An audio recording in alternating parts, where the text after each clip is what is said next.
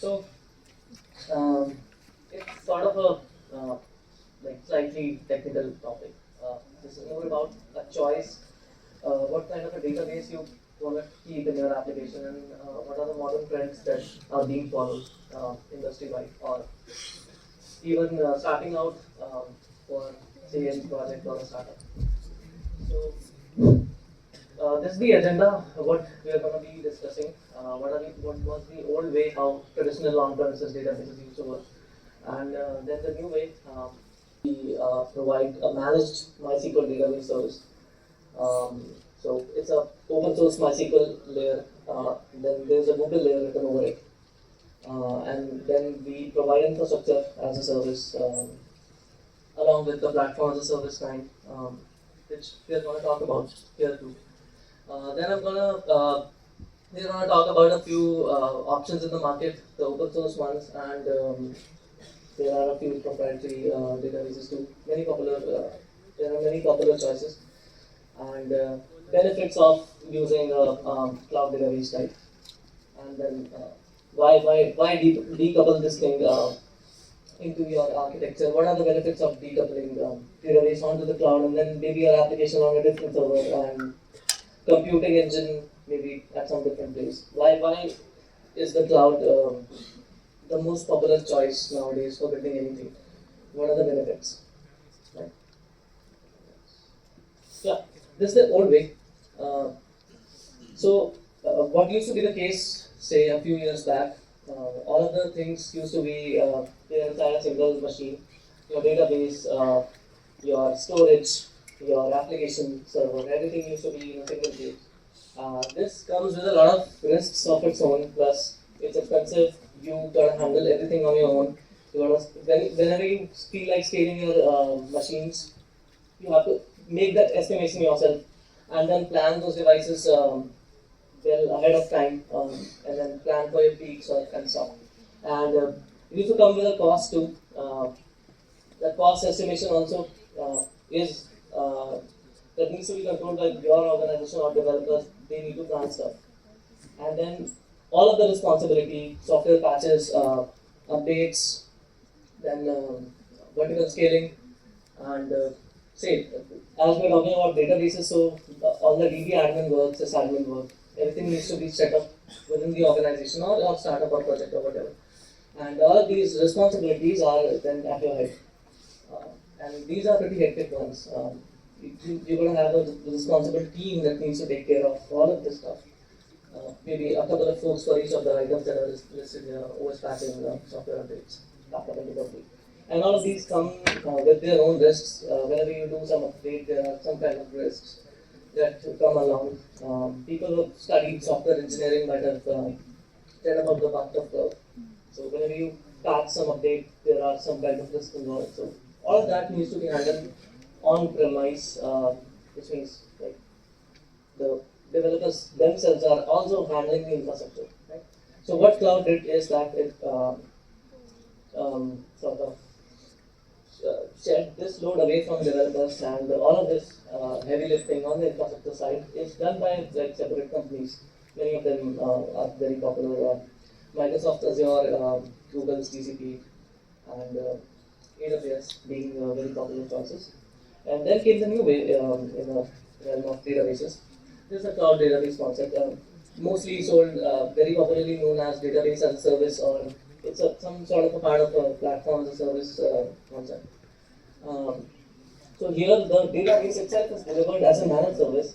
It includes the whole machine, computing machine, the hardware, architecture, um, all the physical stuff. There, it's all sort of like a black hole, which is managed by a different company, maybe your company itself, but it's again a different set of people are responsible for all the platform choices and the database versions, updates, security patches, whatever we discussed in the previous slide. All of those responsibilities are then taken care of by dedicated people, so that the developers only focus on what's essential, the features, the product, the application, right? And all of this comes as a package, and the point of exposition is just say a set of APIs. You got to call an API, and it's gonna to say right on the DB, you just have to take care of your business logic, not the platform underneath for the databases.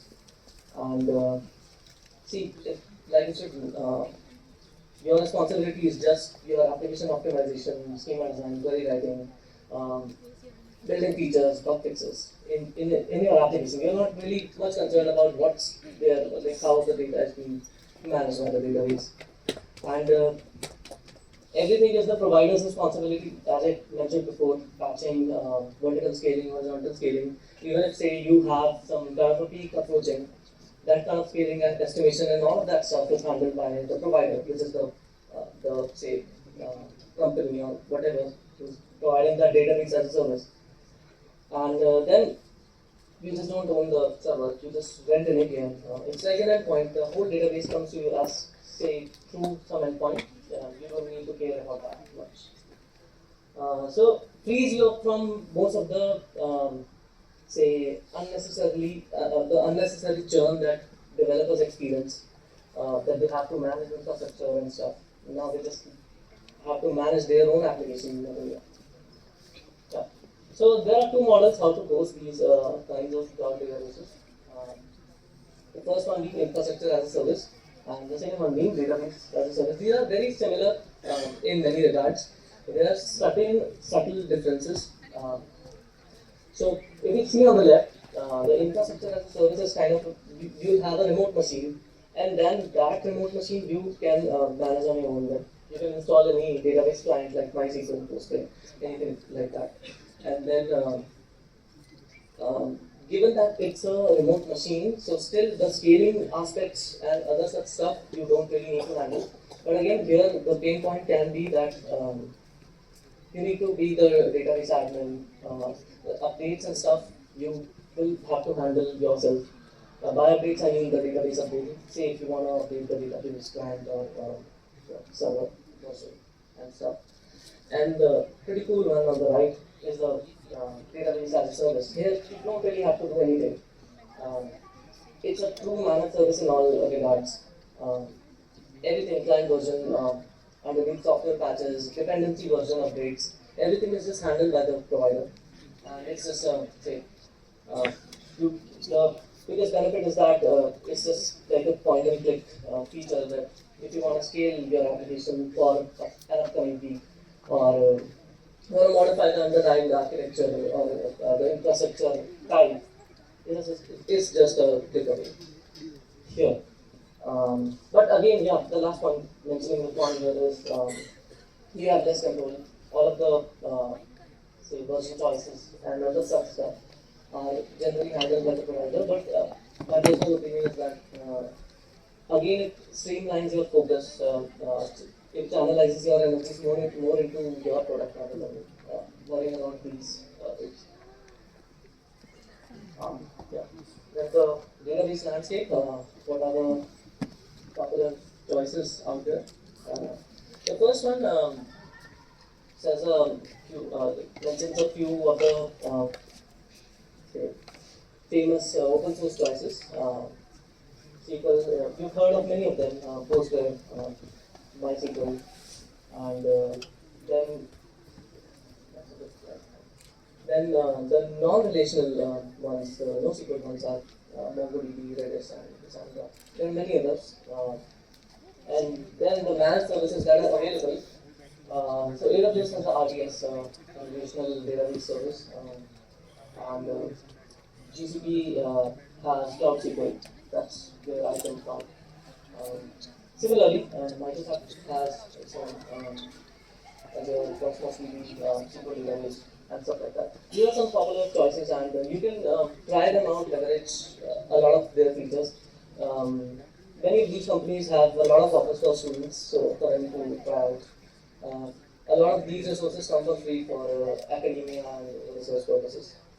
I'll also come to the reason why we are speaking about this thing, maybe at a later stage in the slides.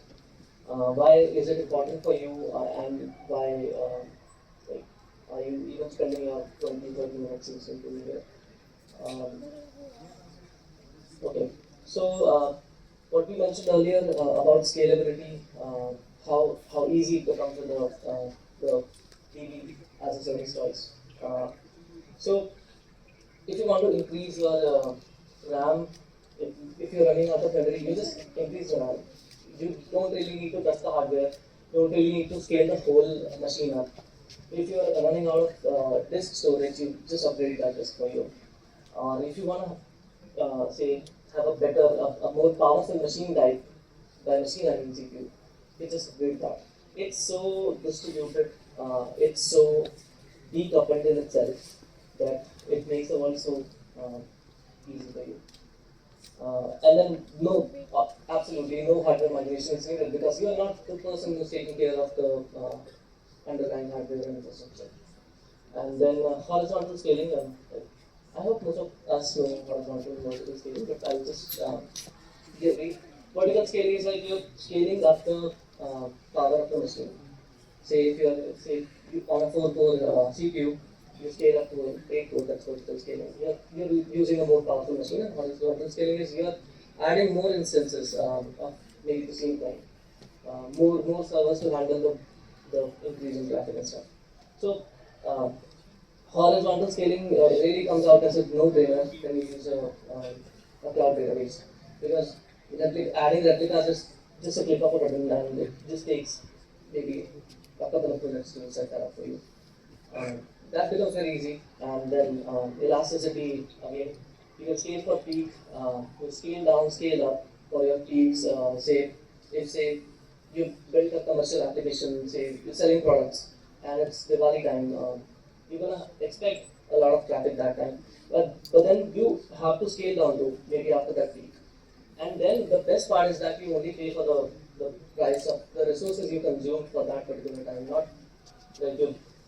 In case had it been on an on-premise condition, you would have bought those costlier devices and then you would have incurred that cost, say forever. You would not sell those devices essentially. So a lot of money goes down that way if you use on-premise, and it's a like very outdated nowadays. Um, yeah. High availability and durability. These are very important. These also come like ready-made with the database choices. Uh, so for on-premise machines, maintaining availability was a very complex task. It used to be a really complex one. It requires replicas and it requires all the DR planning, disaster recovery planning and stuff to be done manually, which was a really complex task. You need to plan ahead of time, maybe 6 months before everything. And that also shifts a lot of your focus from your core development of the product itself. But with the cloud, it's a pretty simple thing to do. We have multiple options in the UI itself for many of these services. Like if you want to have your machines in multiple zones so that even if one goes down, you have say a couple more available. It's pretty easy. You can set that up while setting up your database initially, or you can even do that later.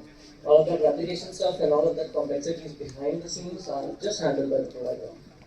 And yeah, all of that stuff, mostly the primary DB phase, the service automatically has a replica and you are secured that way. All of that head scratching is done by the provider, not the developer. And backups and stuff, replication backup, all of that thing. And most of these databases also come up with remote storage. So it's not that even the disk is not on the machine that maybe your CPU is in, or it's a remote network call on a separate machine which has a storage layer. So essentially, even if say one data center has some say encounters some disaster of some kind, or maybe there's a fire, it doesn't essentially mean that your data will be lost because that's somewhere else. It like in truest sense, it has decoupled everything the cloud scene.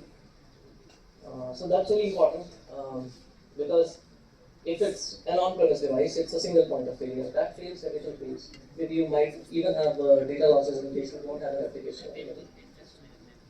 Yeah, I just mentioned decoupling is a better design choice because First, it makes things a lot easier for you. Then it also safeguards your application and your product, because if one thing fails, it has a backup available, but it doesn't let other things fail. Right? If you have say a single machine hosting all your application, your database is inside it, your application is inside it.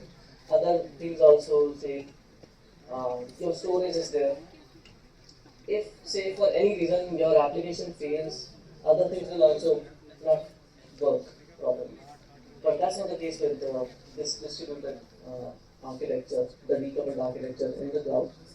Um, so that's what the monolith design mentioned here talks about the on-premise thing. So everything is inside a single thing.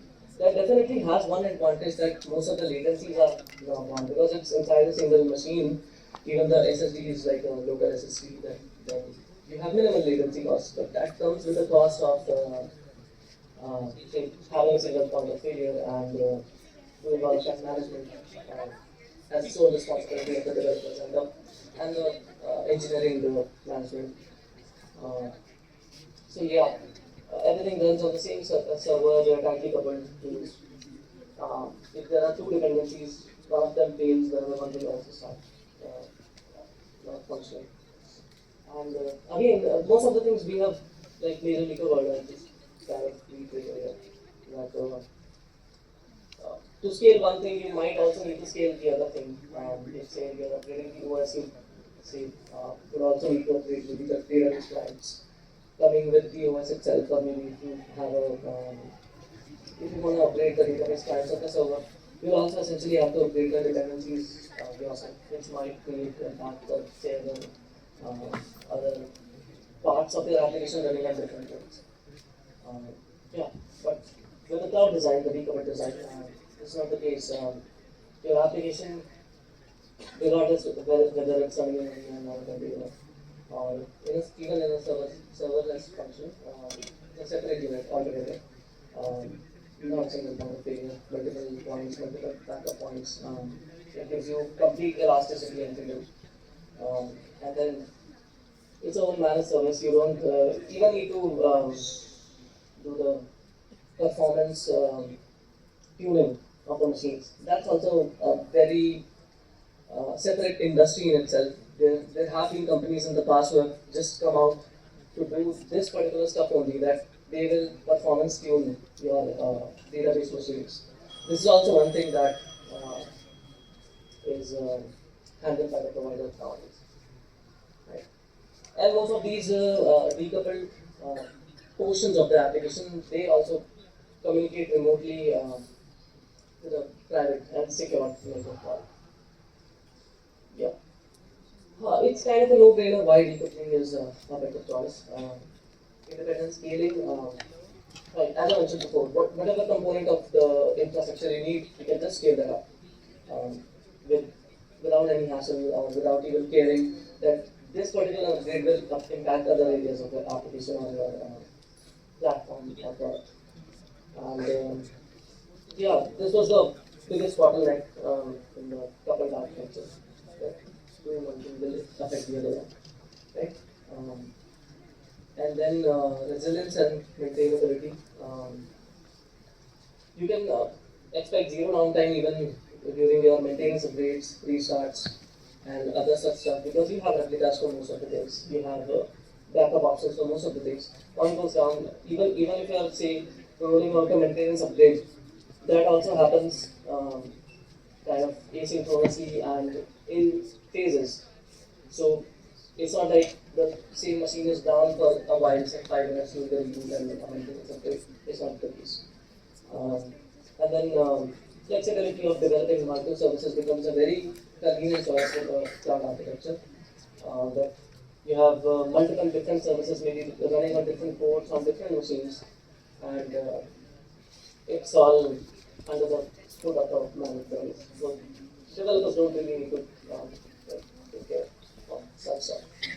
So earlier what used to happen is companies used to have this, it still does, but the amount is kind of reducing these days in this regard, that they used to have a dedicated team for handling infrastructure. Now it's with time, with the evolution of the cloud, it's just becoming a very thing now. Yeah. So the key takeaways here is that they are cloud databases are outsourcing management tools. Essentially, for any other thing, not just even databases, you can even outsource these infrastructure like a Google Compute Engine. You can just have a say a Linux machine running remotely, and you can just try some stuff out there. You don't need to have a physical CPU. And then you're buying back focus. To focus your energies on the things that really matter, not such stuff that you're handling on these mundane tasks. And yeah, design wise also it's a better architectural choice. Everything is decoupled, and the key benefits are this ESCH, elasticity, which also lets you pay as you go. Whenever you scale up, you pay more, scale down, you pay less.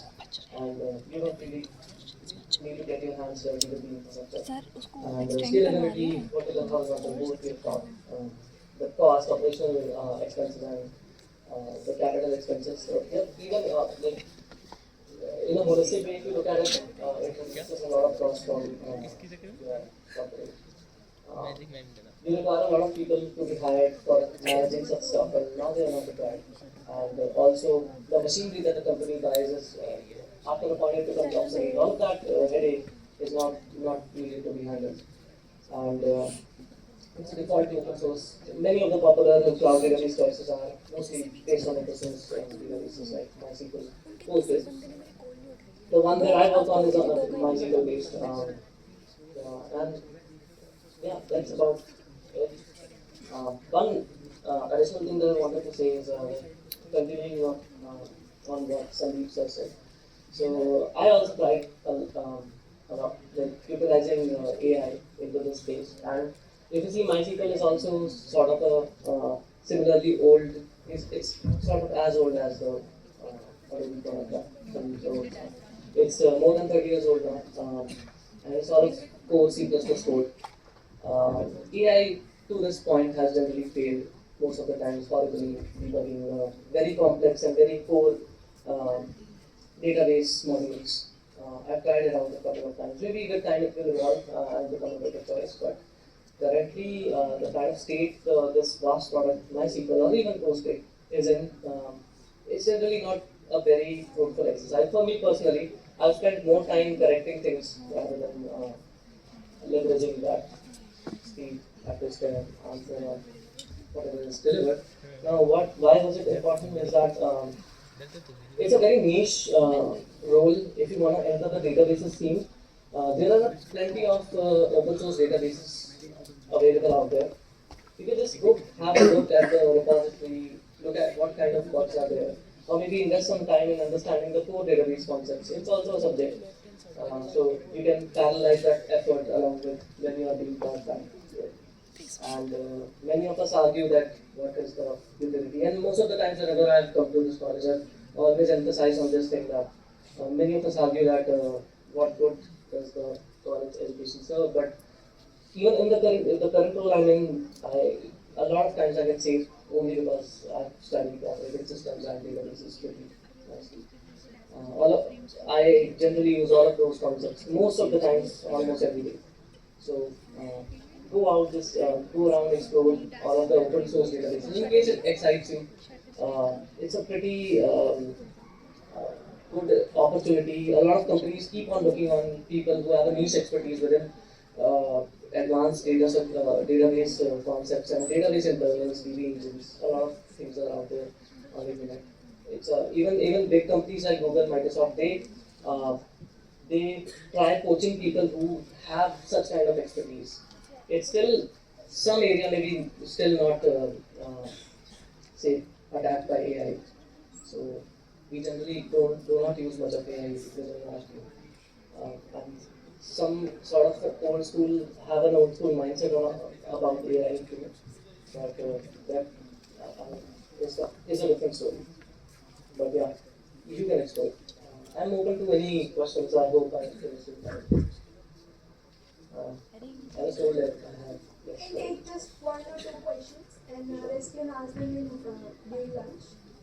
So, good afternoon, sir. Sir, so you did MSc and BSc in computer science, Yes. and you landed in Google. So, what were the main challenges you faced during your journey, and what were the major skills that you developed during this journey? Uh, In my opinion, I'm pretty recent in the software scene, just a few years now. Um, I feel during my graduation and stuff, I was just focusing on building all the core concepts and fundamentals. Those really help. I think many of us just undermine the strength of foundations and fundamentals. I feel they are the most important things. So throughout my academic career, I was just focusing on fundamentals and core concepts and building my coding skills. Again, I was also used to pen and paper coding. I think it really helps even to this day. Even looking at code, it helps me. Even at the side, I can see what might go wrong here. That kind of expertise is only built when you invest your time uh, writing the code yourself. And throughout the industry, working in a team is the one of the most important skills. I just recently released a that. I learned that working in a team, reading others' codes is the most essential skill. That's what I learned once I entered the industry. You have to understand the code that is maybe written 20 years back, understand it, then extend it. Such stuff, managing my time, debugging bugs, stuff like that, writing design documents.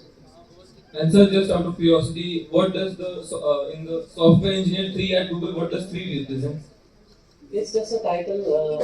Many companies call the same role as SD2. Like in Amazon, it's SD2. In Microsoft, it's SD2. Google starts at software engineer 2, which is essentially software engineer 1 at other companies. I don't know why. Till 2008, they had that software engineer 1 role. Maybe for interns, I'm not sure.